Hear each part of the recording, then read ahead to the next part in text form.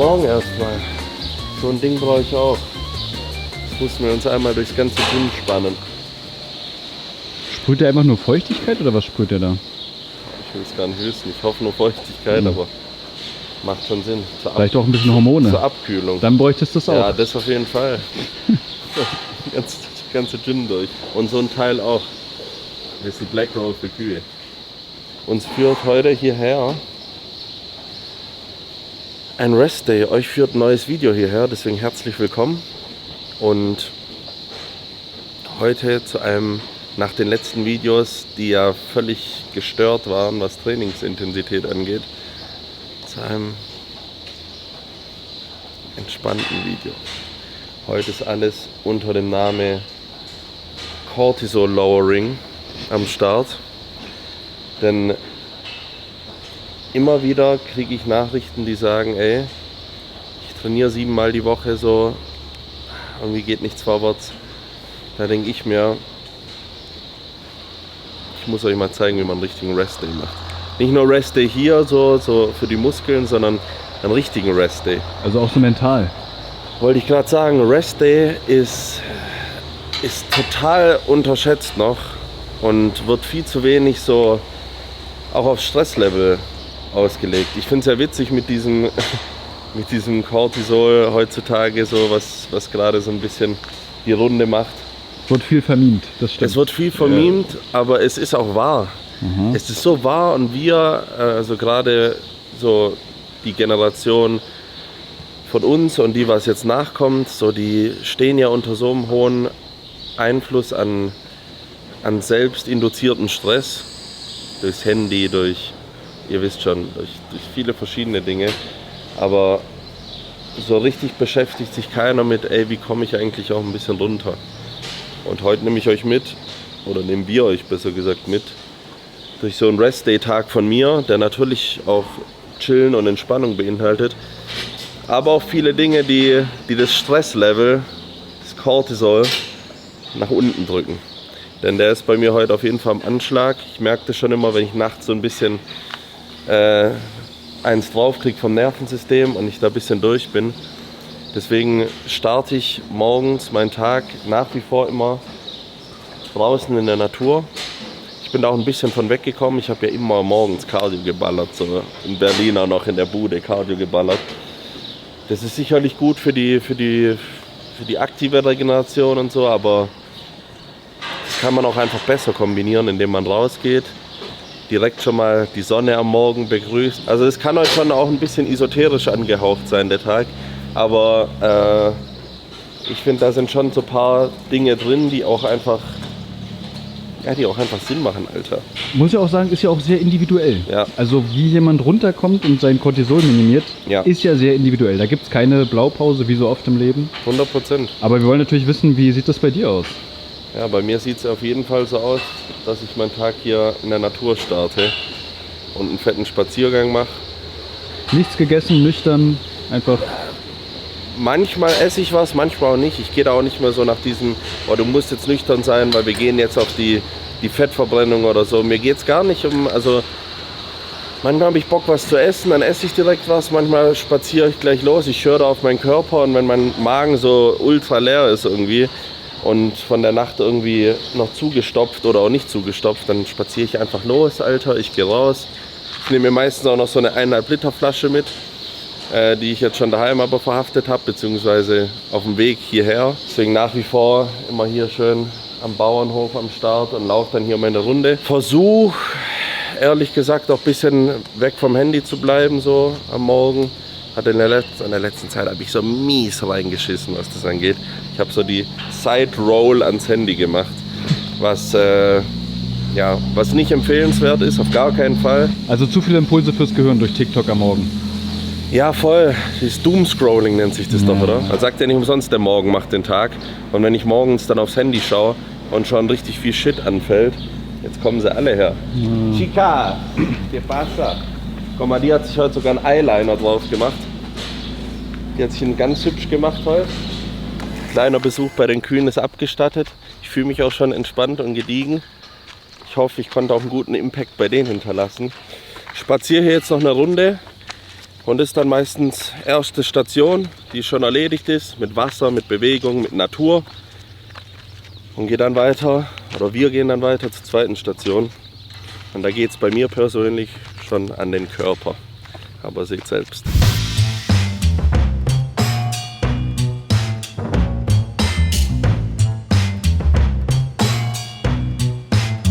Wann gehst du eigentlich duschen? Ich habe dich, bei so einem Rest-Day kann ich ja fragen, wann du mal duschen gehst. Gehst Heute? du? Ja? Heute kannst du mich ja also ich plane später noch in die Infrarotkabine zu gehen, in die Sauna. Danach hast du dann nicht nur Farbanmalszenen nackt von mir auf deiner Kamera in deinem Archiv, sondern dann auch geht's richtig ins Eingemachte. Wir machen aber erstmal auch, wichtig ist ja auch, was Cortisol Lowering ist. Was ist die Mehrzahl davon, Alter? Das hört sich irgendwie mal falsch an. Ja, auch für die Mitmenschen zu machen, beziehungsweise auch für andere Lebewesen. Nach der Streicheinheit mit den Kühen. Ja.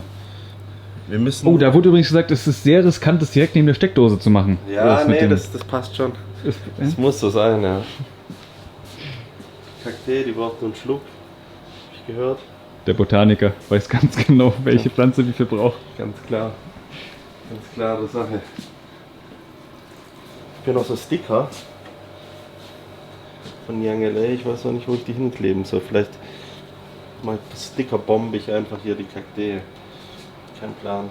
Hier mit Aesthetic haben wir auch neue Sticker. Kriegt man schon irgendwie weg. Jetzt erstmal Pflanzen gießen, dann kümmern wir uns aber auch mal um mich. Gleich kommt der Physio, gibt es eine Behandlung. Ist mir ultra wichtig geworden.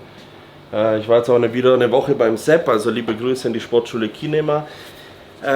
Zur Behandlung 4 Tage, 2-mal am Tag, und danach ging es so viel besser vorwärts im Training. Und das ist einfach eine Sache, die will ich nicht mehr außer Acht lassen. Da bin ich sehr penibel, dass ich 2-mal die Woche Physiotherapie mache, beziehungsweise auch einfach die Muskel öffne und vollständige Funktion meines Bewegungsapparats sicherstelle. Das machen wir gleich. Und dann geht es aber weiter im Programm. Für zu Hause gibt es ein paar neue Möbel, aka ein paar neue Geräte. Also Aber ist noch nichts da. Man sieht da schon eine Palette, die rausgeht. Es ist schon was gekommen. Haben wir, glaube ich, im Video davor gezeigt. Es ist Goliath Beinstrecker da, ultra geiles. Also wirklich der beste Beinstrecker der Welt.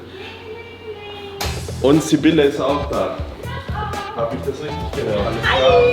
Hi, grüß dich. Ja, alles klar. Ja. Hi, grüß dich. Geil, Alter, ich krieg einen eigenen Parkplatz. Markus kriegt seinen eigenen Parkplatz. Organisiert Und von Sibylle. ihr könnt jetzt mal reinschreiben, was da draufstehen soll. Matcha Lover. Matcha Lover, und dann so einen fetten Penis mal ich dir drauf.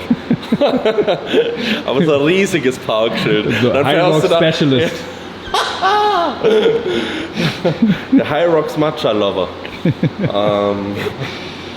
Und Ey, aber Jokes aside, High Rocks ist schon echt scheiße. Ja. Muss man schon mal auch sagen. Genau, wir wollen nämlich nicht unser Cortisol heute spiken jetzt. Deswegen war ich bei Maschinen stehen geblieben. 2 Maschinen kommen noch, 3 Maschinen kommen noch und der Platz wird langsam knapp. Aber kriegen wir alles hin, macht euch keine Gedanken. Und sobald die da sind, weihen wir die natürlich ein. So, was auch wichtig ist, für mich sehr wichtig, ist Pünktlichkeit. Jetzt werde ich da gestresst, wenn Menschen sehr unpünktlich sind. Aber auch nochmal ein Tipp von mir an dich zum Cortisol-Lowering. Es ist nicht in deinem Bereich der Beeinflussbarkeit, Stimmt. ob jemand pünktlich kommt oder nicht. Stimmt, aber wenn du viele Termine am Tag hast, dann beeinflusst es dich schon, weil du dann in deinem nächsten Termin sozusagen zu spät dran bist. Weißt du? Oder du bist am Ende des Tages der Depp und sitzt dann noch um 22 Uhr da. Wo bei mir eigentlich Cortisol Lowering heißt Zapfenstreich. Also wie man es dreht und wendet. Aber Cortisol Lowering heißt auch, sich jetzt nicht so viel darüber zu diskutieren. Macht euch keine Platte. Ja. Das ist auch kommt, manchmal wichtig. Ja. Alter, by the way, wo ich hier den Wäschekorb sehe, Urs. Oh, hör auf. Ich muss mal eine Lanze brechen. Ich weiß, du hast deine Mama, die sich immer kümmert jedes Wochenende, aber ich als Bro sag dir, Du hast hier keine Waschmaschine, es gibt Ja. Waschsalons, kümmere dich mal selber. Ich weiß, können wir heute auch machen. Dann kannst du mich da mal ein bisschen einweihen. Warst du schon mal im Waschsalon? Ich war im Waschsalon in New York. Bevor Und in Thailand hast du auch mal abgeliefert, die Wäsche. Ja, aber gut, da habe ich es noch abgeliefert. Da kriegst du ja alles wie von Mama. Also kriegst es noch sogar noch einvakuumiert. Aber man muss auch sagen, das ist auch was Cortisol Lowerings für meine Mom.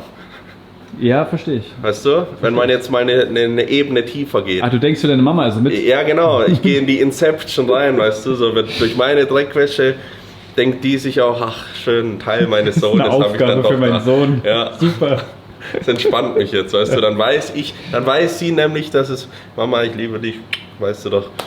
Aber wenn man sich dazu entscheidet, 3 Jungs zu kriegen, dann ist es halt eine Schattenseite, die man mitmachen muss. Und ey, seien wir doch mal ganz ehrlich, keine Wäsche ist so toll wie die von deiner Mama. Ja, die riecht schon am besten auch. Die ist so, Auch gefaltet weißt du, so. ja, das ist so, auch wenn es als Knäuel zurückkommen würde, aber es riecht geil, es fühlt sich super an, so, keine Ahnung.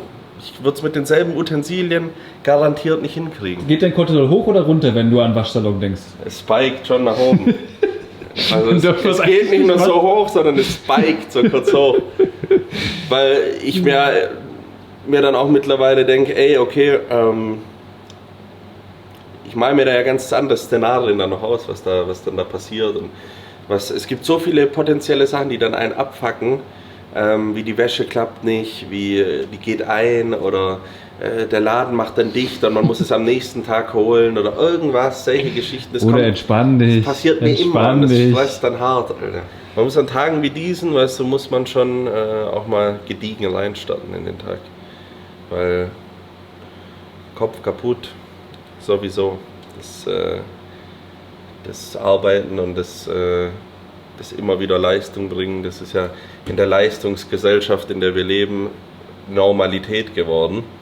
Leider irgendwo auch. Irgendwo ist cool, irgendwo ist auch leider, weil irgendwie, wenn du nicht die Leistung bringst, du ja vermeintlich dieses Gefühl kriegst, ey, du bist nichts wert, du wirst rausgekickt, du kriegst keinen Zuspruch mehr, keine Anerkennung und das ist falsch und das ist eigentlich schade, weil das macht halt das Leben nicht lebenswert, sondern vielleicht mal ein bisschen einen Gang runterfahren und genießen, wie man so schön sagt. Musste ich aber auch lernen. Und war sicherlich zum Teil gut und zum Teil aber auch schlecht. Aber wenn du hart arbeitest, ich sag immer, train hard, recover harder. Das ist halt wirklich so. Also ob wir jetzt auch vom normalen Rest-Day aus an die Sache herangehen und sagen, hey, entspann dich, aber auch so aufs Leben bezogen. So, ich finde, wenn man sich was erarbeitet hat und Arbeit reinsteckt, dann kann man auch immer chillen. So, das war eigentlich durchweg, also Karriere. Damals wusste ich noch nicht, dass es meine Karriere ist, aber mit 15, 16 war das bei mir auch immer schon so das Ding. Auch so mit dem Feiern gehen, man sieht mich ja öfters mal auf dem einen oder anderen Rave, was absolut geil ist und Bock macht. Aber das wurde sich auch erarbeitet so. Also da sind dann viele, viele Wochen und Monate harte Arbeit davor drin, wo ich mir dann sage, ey, den Tag oder die Nacht auch nehme ich mir frei und hau auf die Kacke so. Ja. Ich hau so auf die Kacke, dass hier das Shakehouse leer. Eine Pflanze machen wir noch und dann kümmern wir uns um den Bären. Ich habe mich so tot gelacht beim Video. Ich hab einen Comment gelesen. Ich habe einen Comment gelesen, das hat mich umgeschmissen, Alter. So, die Palme kämpft mit dem Leben. So. Die stützt sich schon hier so an der Wand. So. Ah.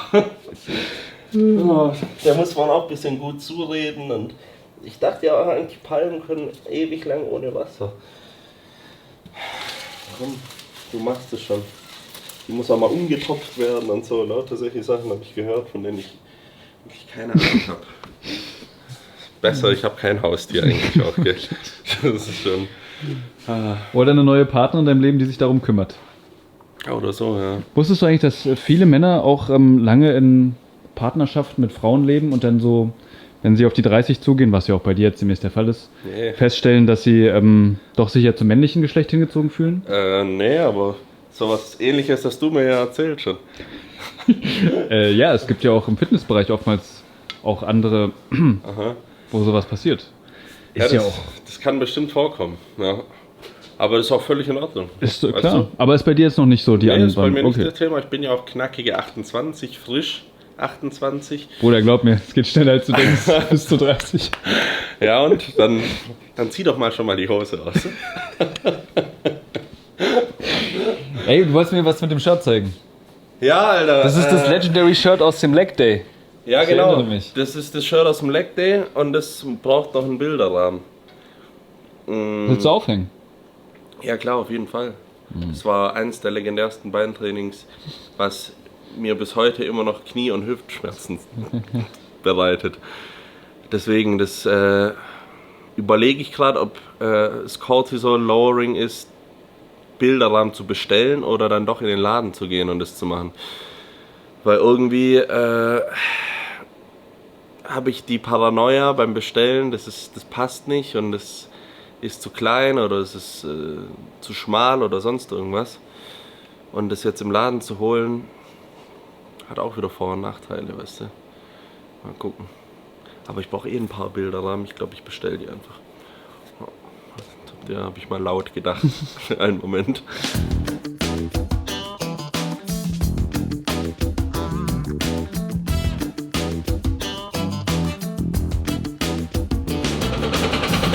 So, ich fühle mich original, als würden wir jetzt gleich zum Strand laufen. Aber die Socken habe ich ausgezogen. Dabei geht jetzt erstmal schön zum Bau.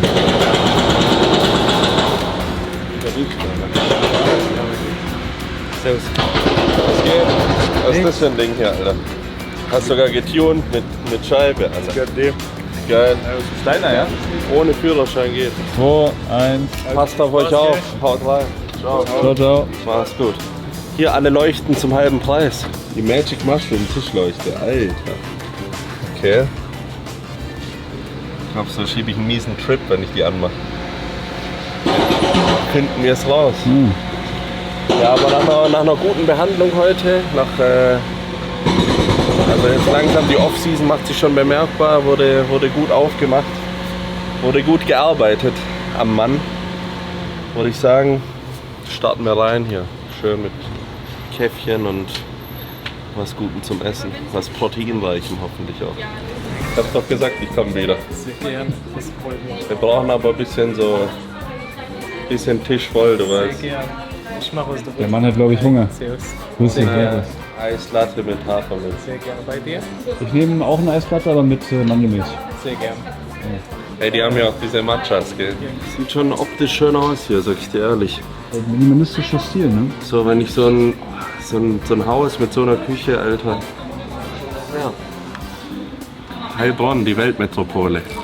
Kaffee ist sehr stark. Sehr stark, wirklich. Gibt mir lustigerweise Thailand-Flashbacks. Ich habe ein bisschen das Menü studiert. Und du hast auch schon bestellt. Ja, natürlich. Du hast nicht zu wenig bestellt. Ja, kennst mich doch. Man muss sich ja auch durchtesten, um hier auch ein ehrliches Feedback zu geben. Aber es ist auf jeden Fall ein Café, wo 90% eher Frauen am Start sind. So ähnlich ist auch, also die Speisekarte gibt es auch vor. Weißt du, da hast du halt so Avocado Smash, Toast und solche Geschichten. So eine Mischung mit Arabisch, so Labne, viel auf Optik und sowas. Also ist schon cool. Das Ambiente funktioniert. Kann ich auf jeden Fall, genau, das Ambiente funktioniert. Solange die Ja, aber- Baustelle nicht nebendran eskaliert. Eben. Gerade haben wir Glück, aber Gleich geht's wieder los, der läuft schon zum Bagger. Ja, vielleicht sind wir in der Mittagspause da. Aber es gibt so Acai Bowls und so Mango Bowls, Dragon Fruit Bowl. Also lauter so Sachen, die geil aussehen, aber so, wo auch immer dieses Potenzial ist, dass sie auch scheiße schmecken.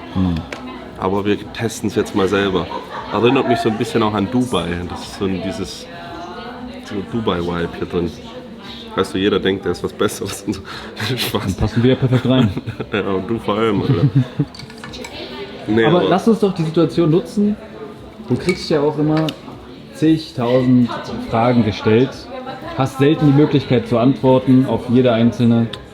Wir Meinst können du? auf diesen entspannten Rest-Day, um das Cortisol noch ein bisschen zu spiken, Ich wollte gerade zu sagen. lowern, meine ich, auf ein paar Fragen eingehen, oder? Du hast doch da was vorbereitet. Auf jeden Fall. So, wir sehen hier Millionen von Fragen. Und ich mache jetzt quasi à la Glücksrad, mache ich irgendwo Stopp und suche was raus.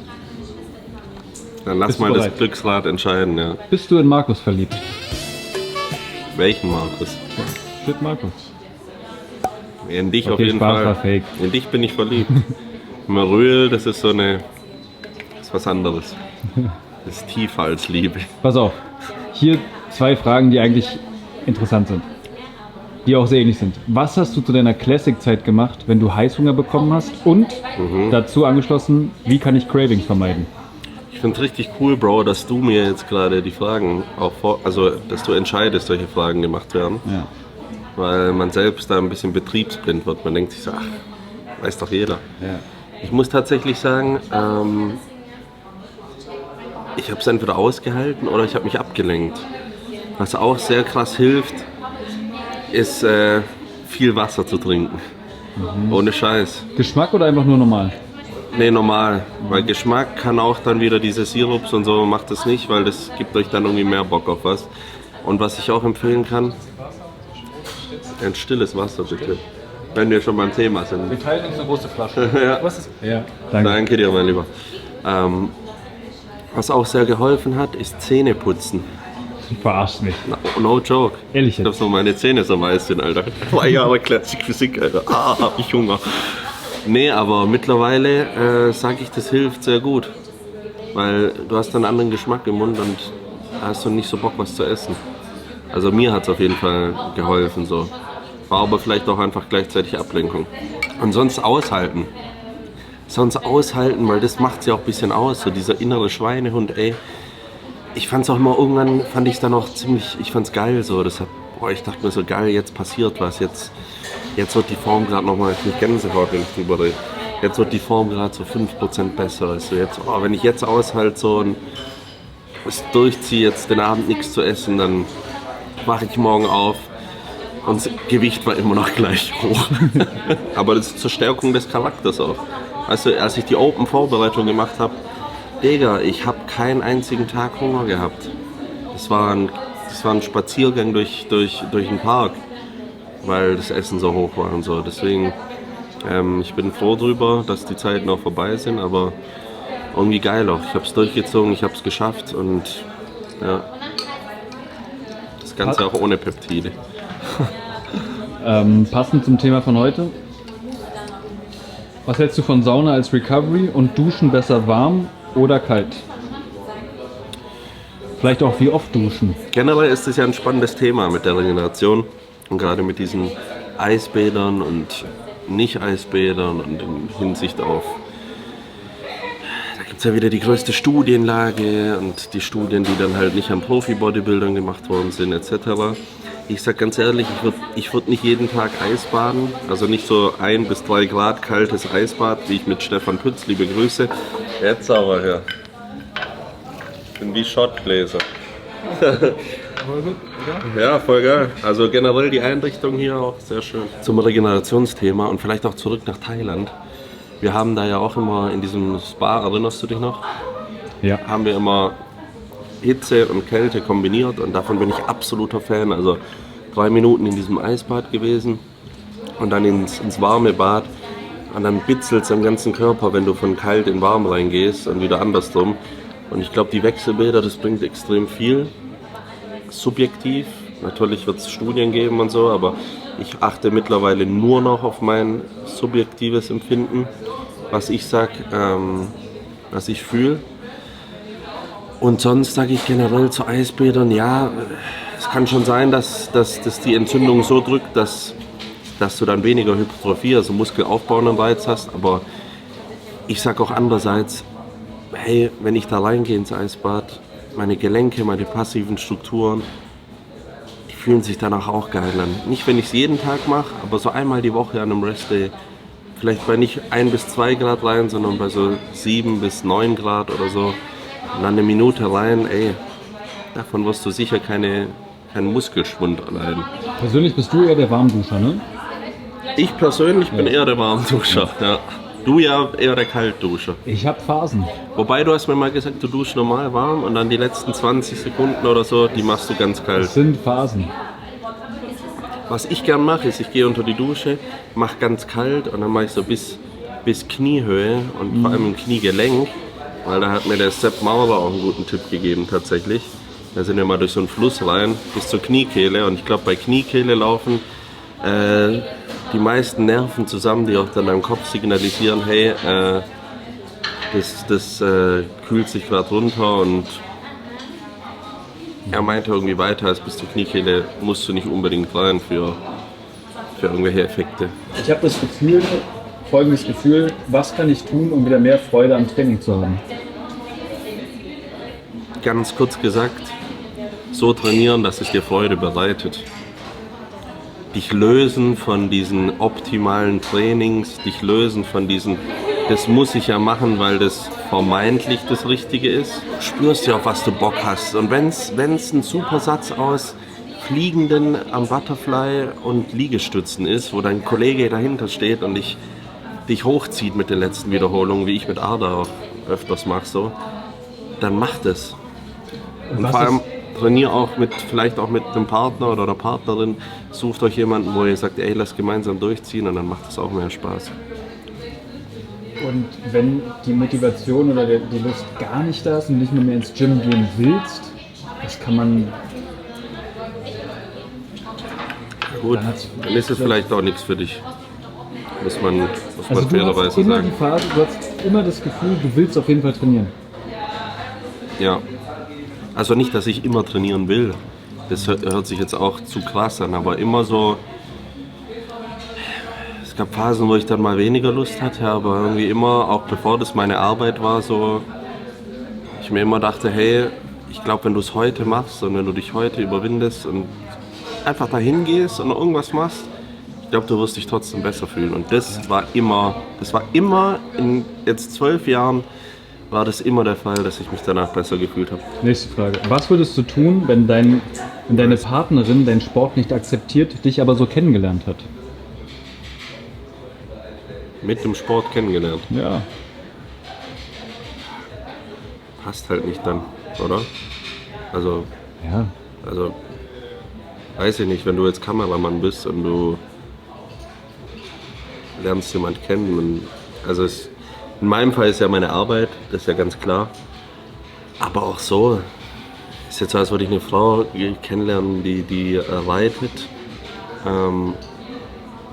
Oder die macht Hobbyhousing und ich finde die ganz toll.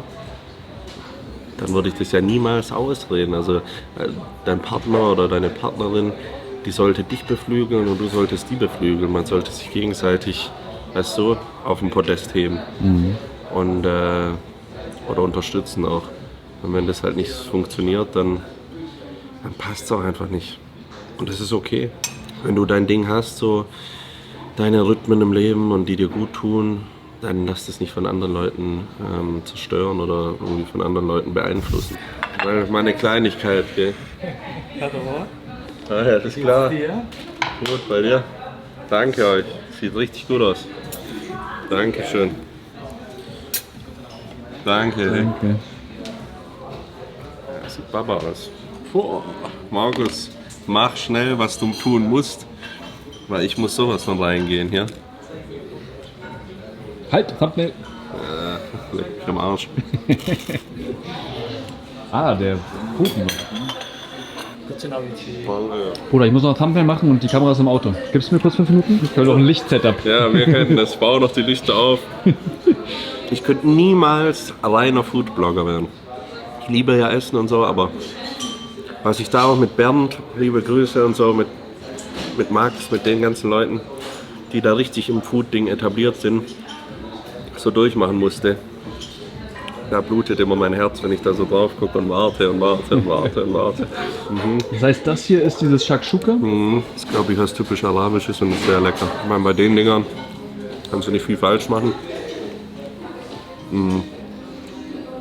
Aber es ist ein geiler Snack. Und hier ist so gut Eiweiß so mit am Start. Was ich da auch gut finde, ist nicht so übersalzen. Kennst du das, wenn es so viel zu salzig ist? Zu viel Salz, zu viel Zucker ist immer scheiße. Vor allem als Sportler, der so auf sein Salz guckt und halt nicht extrem viel isst, dann ist es meistens so, machst du nachts auf und trinkst erstmal 38 Liter. Ja, okay. Leider oft auch in asiatischer Küche, manchmal, wenn so Sojasoßen oder so, das muss man echt vorsichtig sein. Feuert schon, ja. Zu viel Salz ist dann auch für Sachen wie Blutdruck und so nicht optimal. Also ist wichtig, aber zu viel ist auch nicht gut. Wie mit allem eigentlich. Das ist Bananenbrot. Ja, und wer mich richtig kennt, der weiß, ich liebe Bananenbrot. Mir wurde das ein oder andere schon mal mitgebracht zu Events. Muss ich immer einen Vorkoster holen, nicht, dass mir das eingebacken wurde, aber Bananenbrot ist einfach. Ich will noch mal einen Kaffee dazu bestellen, dann wird aufgegessen. Dann geht es wieder ab nach Hause ins Gym, um meine Mobility-Routine, meine Rest-Day, Sauna-Routine, das Ganze noch zu machen, bevor wir dann wieder essen. Wer hätte es gedacht? Also, bis gleich.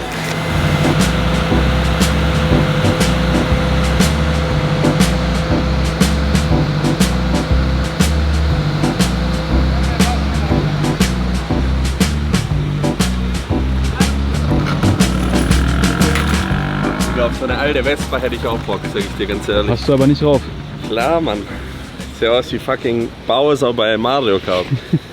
Ja, jetzt leichte Cortisol-Anstiege kriege ich schon, Ja.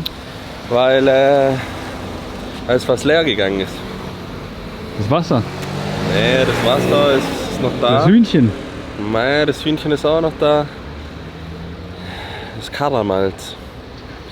Mein aktuelles, brutal geliebtes nach dem Training. Machst die Gefriere auf, du holst es raus. Die Dose perlt so leicht runter. Du machst so dieses Kscht, nimmst einen Schluck nach so einem asozialen Training und du merkst, wie der Zucker einfach in dir ankommt und ultra geil schmeckt. Deswegen holen wir da jetzt mal eine Palette. Oder vielleicht gleich zwei. Hier, liebe Grüße an meinen Trainingspartner Dennis. Bei sowas in Zukunft nicht einfach vorbeilaufen, sondern 2 oder 3 schnappen, in den Warenkorb und mitnehmen. Weißt du? Jetzt bist du in Vorbereitung, alles cool, aber weißt schon, du bist der Waterboy. Eine Wundertüte.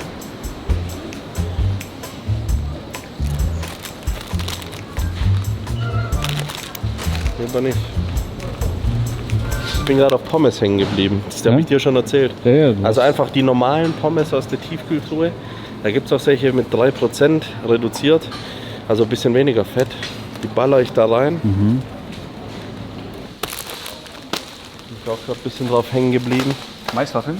Ich mache die mir gerne mit so ein bisschen Kräuterquark und dann immer so einen schicken Aufschnitt. Ein bisschen Sriracha oben drüber oder so und dann gehen die schon gut rein. Das ist 0,5. Da geht das Cortisol schon hoch, wenn du keine Dosen Da haben wir hast. jetzt ein Problem. Aber ich glaube, Glasflaschen ist auch geil. Ja, dann kann ich die in die Gefriere. Probier es aus, was soll es sein? Ich probiere es nicht aus. Ich frage jetzt KI. Kurze Zeit zum Kühlen. Wichtig dabei ist natürlich Kohlensäure. Beim Gefrieren dehnt sich die Flüssigkeit aus und der Druck in der Flasche steigt. In der Glasflasche besteht die Gefahr, dass sie springt oder platzt. Dann packst du halt in den Kühlschrank. Ja, aber dann nehme ich nicht den ganzen Kasten mit.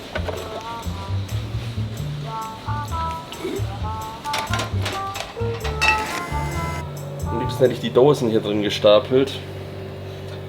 Aber Oder brauchst du dich auch nicht wundern, wenn du Karamalzdosen bewirbst, dass sie dann nicht da sind, wenn sie im Angebot sind. wenigstens haben wir noch ein Pad Krapau da.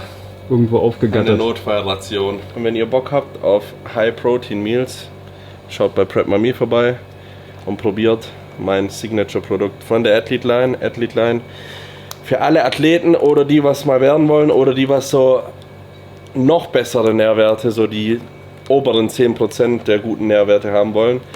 Wir haben hier moderat Fett drin, guten Anteil an komplexen Kohlenhydraten und 54 Gramm Eiweiß pro Portion. Ansonsten hat Prep bei mir auch noch viele weitere Gerichte, die in euren Diät oder in eure Aufbaustrategie passen. Schaut einfach vorbei, shoppt mit Code Polacco und in diesem Sinne starten wir jetzt aber nach diesem doch wohl ein bisschen stressigeren Einkauf in die Ultra-Low Cortisol-Phase. Den Massagesessel muss ich heute nicht machen, denn der Therapeut war da. Wir machen aber Infrarot mit anschließend kalter Dusche. Wo ich Markus auch schön neue pornografische Dateien von mir sammeln kann. Oder auch nicht. Aber das mache ich an. Wir haben hier Infrarotpaneele drin. Ich halte sehr viel von Infrarot für die Regeneration. Das Ganze lassen wir warm werden. Das läuft dann so, ja, je nachdem. Ich finde so bei 60 Grad ist für mich optimal. Sitzt dann so 15 bis 20 Minuten drin. Anschließend mit kalter Dusche. Aber vorher gehen wir jetzt noch rüber in den Cardio- und Stretching-Bereich und dehnen einmal richtig durch. Wer eine ganze Dehn-Mobility-Routine sehen will, der sollte auf jeden Fall jetzt schon mal den Zweitkanal abonnieren. Da werde ich hoffentlich bald auf jeden Fall so eine Stretching-Routine abfilmen, die ihr dann einfach nachmachen könnt. Ich mache die halt noch ein bisschen spezieller mit ein paar Übungen, die halt für mich gerade wichtig sind, die ich machen muss für meinen Körper und mein Ziel sozusagen. Aber sowas baue ich dann ein, aktive Regeneration, und das ist vielleicht im Moment ein bisschen, schmeißt den Pegel wieder hoch vom Stresslevel, aber ich weiß danach und vor allem dann in der Sauna und dann mit ein bisschen Musik, dann komme ich dann richtig runter.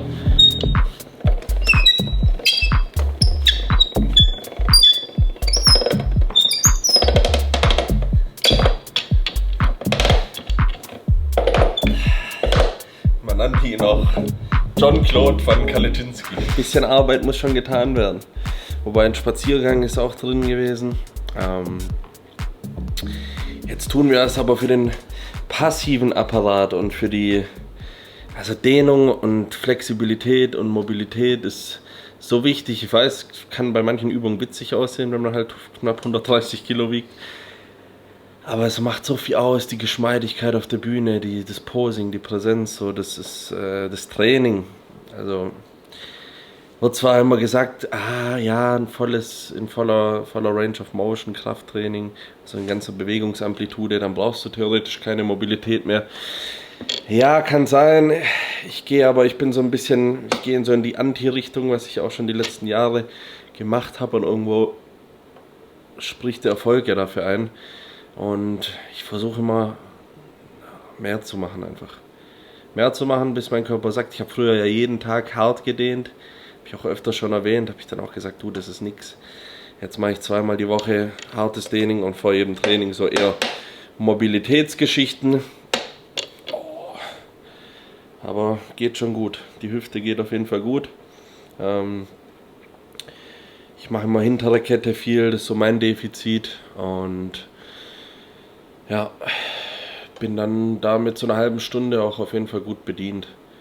Also immer je nachdem, was spezifisch auch gemacht wird. Aber schon sehr wichtig, würde ich machen, und da fange ich auch immer an hier, weil das so ein Ding ist, das habe ich noch aus meinen alten Breaker-Zeiten, als wir Breakdance gemacht haben, hattest du immer so einen Partner, hast so gegenüber gegriffen, und der ist dir dann in die Gelenke reingestiegen, sozusagen, wie wir jetzt sitzen, und hat dich dann so aufgedehnt im Prinzip. Hat man so Bein an Bein gemacht auch? Nicht Bein an Bein, ich bin jetzt so an deinen Knöchel innen rein sozusagen, Ja. weil dann konnte ich dich, weißt du, So zu dir ziehen. genau zu mir ziehen und mit dem Bein auseinander. Also wenn ihr Trainingspartner oder Trainingspartnerin habt, könnt ihr das so machen, dann braucht ihr die Maschine nicht. So ist halt einfach viel komfortabler für mich, sich da allein jetzt reinzuzwingen. So. Aber wenn du auch 70, 80 Kilo wiegst oder 60 oder so, dann geht das auch noch alles besser. Also wie gesagt, ich halte es dann auch ruhig eine Weile. Was heißt das? Wie lange? Ist immer so 30 bis 60 Sekunden. Aber ich stoppe das jetzt auch nicht so. Ich habe oft so Maddie Morrison Videos gemacht, liebe Grüße. Falls du irgendwann in deinem Leben meinen Content sehen solltest. Ist halt eher dann mehr so Yoga. Yoga mache ich ja auch ganz gern, weil es einfach vereint, diese Beweglichkeit, Flexibilität, auch diesen Flow, das ist auch sehr gut. Cortisol senkend auf jeden Fall. Aber ich groove mich dann da auch so ein. Ich mache mir hier auch Mucke an eigentlich immer und fühle mich dann einfach so in die Dehnung rein, mache das bisschen, stoppt da nicht die Zeit oder so, macht dann mal nicht mehr, mal weniger und dann fährt man da eigentlich gut. Mach halt die Beine, den Rücken und was am miesesten, wehtut, ist, wenn man das Ganze dann hier wieder löst. Aber jetzt habe ich auch so einen Dehnbock hier, der ist neu, oder gar nicht mal so neu, aber relativ neu. Aber das können einige schon nicht einfach so dann da aufstehen. Das ist mir super wichtig. Aber hier hast du auch, kannst du mal die Bildchen abfotografieren. Den haben wir sogar zusammen das erste Mal gemacht. Und zwar in, lass mich nicht lügen, ich weiß nicht mehr wo, in den United States of America. Das war, Was ist das für ein Golds? nee, das war nicht im Golds. Weil die haben war- auch so eine, Das war so, vor 2 Jahren irgendwo, da waren wir irgendwo auf Tour mal wieder in Florida oder so, ich weiß nicht genau. Ohio könnte es auch gewesen sein. Egal. Da habe ich das Ding gesehen und fand es cool, weil da kannst du auch relativ viel machen. Du kannst dich da gut aushängen und so. Aber das mache ich gerade nicht so viel. Das wollte ich euch nur zeigen. Was ich mich heute spezialisiere, ist mehr so Beinbeuger, Hüftbeuger und so. Da ist man ziemlich verspannt. ist es schlimm, wenn ich meine 2 Rest-Days direkt nacheinander habe? Beispiel Freitag und Samstag. Nee, überhaupt nicht. Finde ich persönlich überhaupt nicht schlimm. Habe ich früher, als ich einen Vierer-Split gemacht habe, immer so gemacht. Da war Montag, Dienstag, Donnerstag, Freitag war da immer Training. Und dann war Samstag, Sonntag frei. Und das hat sehr gut funktioniert. Also nee, ist nicht schlimm. Ist sogar manchmal gut, weil ich finde, nach einem Tag, wenn du so einen bösen Leg Day hast, braucht so gefühlt dein Nervensystem den einen vollen Tag, um klarzukommen. Wenn du dann noch einen hast, umso besser. Und ein weiser Mann, auch ein Mentor in meinem Bodybuilding-Weg, Peter Kettler, erwähne ich glaube ich öfters, hat sein Studio in Stuttgart im Asenwald, könnt ihr mal vorbeischauen. Der hat auch immer gesagt, es gibt nie ausgeruht genug. Wisst ihr? Also es gibt schon übertrainiert, beziehungsweise so, dass ihr nicht volle Leistung bringen könnt, aber es gibt eigentlich nicht ausgeruht genug. Und das finde ich ist ein geiler Approach. Hier hast du eine Frage, die ist einfach Abelschorle. Abelschorle immer gut. Abelschorle kriegt einen Daumen hoch. Dein Lieblingsfilm? Mein Lieblingsfilm, irgendwie finde ich Interstellar krass. Interstellar habe ich geweint. Weißt du an welcher Szene aber? Da, wo der da am Ende rumläuft? Oder Nee. die auf den Planeten kommen? Nee.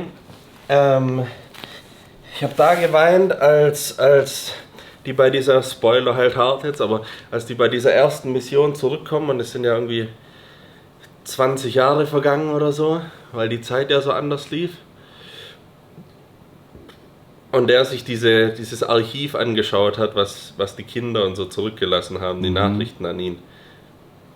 Boah. Ganz üble Nummer. Also ganz spannender Film, ganz toller Film. Kann man dich im Gym auf ein Bild ansprechen? Ja, wenn ich dann mal in einem Gym in eurer oder in deiner Nähe sein sollte, ja, jederzeit auf jeden Fall. Wenn ich nicht gerade im Satz drin bin. Ich habe eigentlich nur 2 Regeln bei sowas. Sonst liebe ich den Kontakt mit anderen Menschen und wenn die zu mir kommen und Hallo sagen und so, weil ich sage das ganz oft eigentlich, aber ich sehe ja nur die Zahlen jetzt bei den Videos und in den Kommentaren, die Profilbilder oder so oder auch nicht die Profilbilder, aber nie die echte Interaktion. Und ihr kennt mich ja so gut, aber ich kenne euch nur zum Teil oder kaum und wenig, deswegen freut mich das eigentlich immer. Auf der anderen Seite habe ich da 2 Regeln, wenn ich während dem Essen beim Essen bin, da sitze, das passiert öfters mal, das mache ich nicht so gern, aber muss man auch ehrlich sagen, es sind dann eher jüngere Leute, die dann da auch herkommen. Ich glaube, wenn man älter ist, versteht man das und das ist einfach so eine Respektsache, finde ich, gerade wenn ich irgendwie mit meiner Mutti oder so am Tisch hocke. Dann seid da bitte nachsichtig, würdet ihr ja auch nicht feiern. und während dem Satz im Training. Aber sonst überall und jederzeit.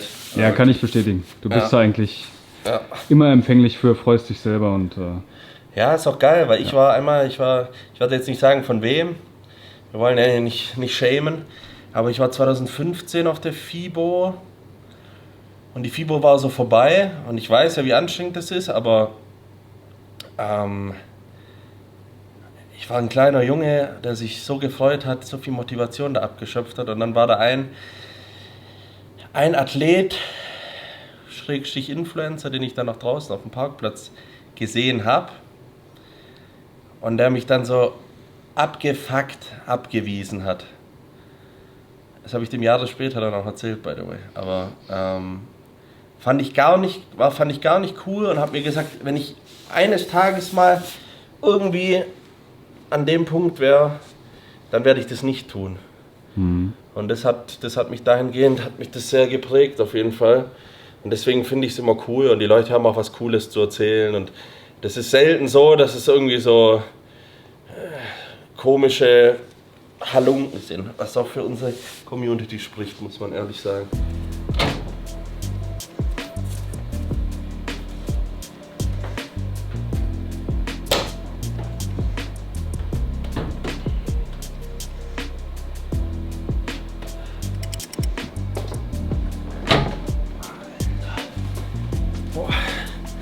Im Winter schaffe ich die doppelte Zeit, ohne Witz. Es ist so verdammt warm. Was man nicht alles macht, um irgendwann noch besser zu werden. Aber egal, jetzt eiskalt abduschen.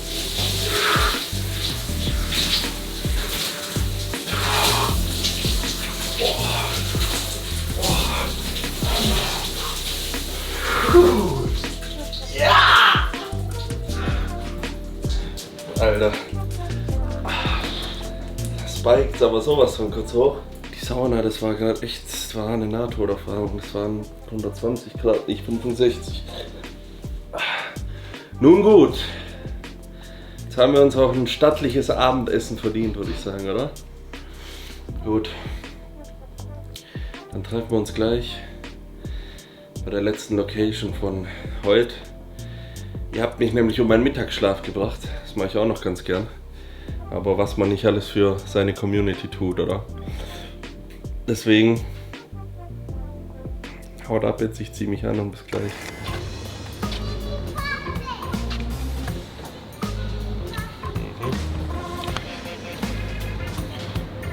Suchst du was Bestimmtes?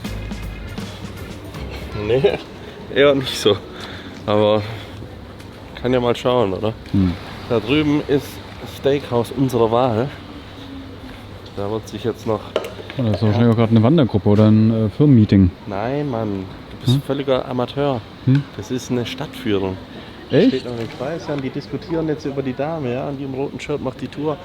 Markus, das musst du doch... Ach, gibt's ja in Lohnt sich Berlin eine nicht. Stadtführung in Heilbronn? Gibt's Ich weiß ja es in nicht. Berlin nicht. Junge, was soll denn das heißen schon wieder? Ich glaube, ich leak gleich deine Adresse und dann kommen da mal ein paar Heilbronner.